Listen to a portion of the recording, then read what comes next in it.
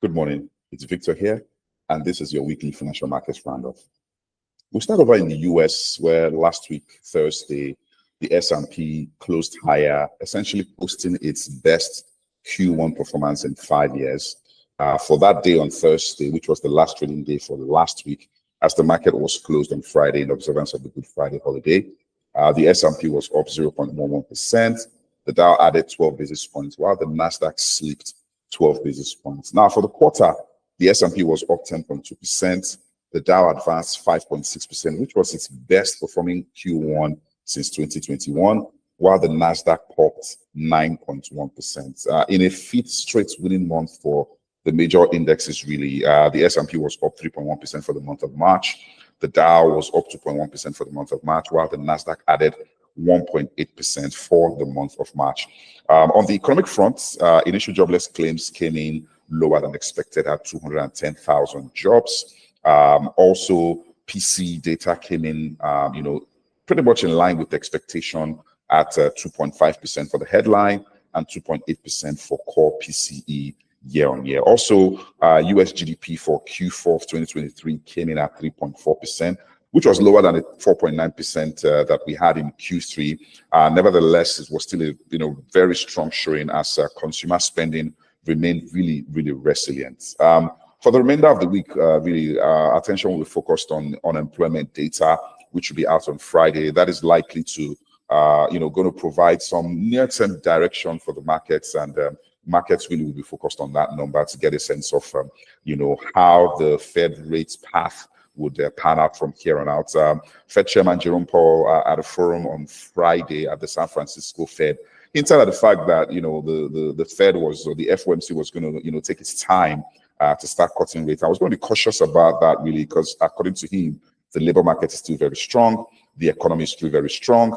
It's still sitting with its 2% target. Nevertheless, we've seen inflation sticky downwards, but we think that going out from here, the Fed is going to be looking very critically at the data to determine its interest rate path going forward. Fed funds futures are pricing in a 58% cut at the meeting in June. Over in the Middle East and some geopolitical issue, particularly the Israel-Hamas situation, just over the last 24 hours, in a similar escalation, really, of the Israel-Hamas confrontation, the Iranian state media reported an Israeli missile strike at the Iranian consulate in Damascus in Syria, where some Revolutionary Guard commanders were killed. Israel has neither confirmed or denied this incident, but this could mark a turning point. It could mark a seminal moment in terms of an escalation in the crisis with this direct attack, on Iran. We could see a situation where you are going to see attacks from Hezbollah on the northern border of Israel, essentially opening up another front or escalating situations on that front. On this development already, crude oil prices have moved up a bit. So this is something that we'll continue to keep an eye on, see how Iran does respond to this situation that is still pretty much unfolding. Over in Nigeria, last week really was a holiday shortened week. Again, there was the observance of Good Friday on Friday.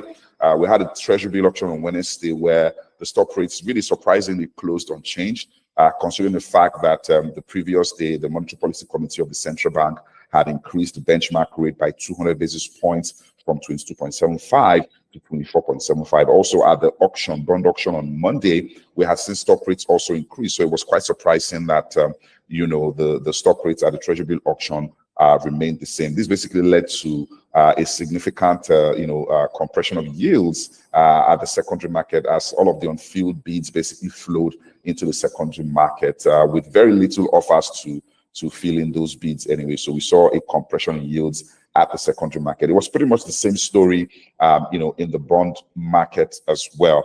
Nevertheless, I think last week we saw a bit of improvement in the liquidity situation, which had been tight for quite a while. Also, this week we expect that tight liquidity situation to even improve further as FAC disbursement, comes through. Also, last week, a major development that came through for the market was the circular by the Central Bank of Nigeria, essentially asking banks to recapitalize, giving it, various cadres really, from the international banks to the national, to the regional, to the merchant banks as well. I think curious about this is the fact that the CBN has specified that, the banks would not use retained earnings as part of, this new capital raise or additional to the capital that they already have. It would be fresh capital from their shared capital that has been paid up, So again, what this would basically mean is that we're likely to see obviously fresh injection into the banking system by mostly way of rights issue. However, the banks have up until 2026 to have this done. So there's certainly a bit of time for them to get that done. We're certainly going to be seeing, a flurry of, capital market activity in the run-up to, this deadline. I think that's pretty much it in terms of, happenings in the financial markets last week and our expectations going into the remainder of this week. Thank you very much. And we hope that you do have a very productive week. Take care.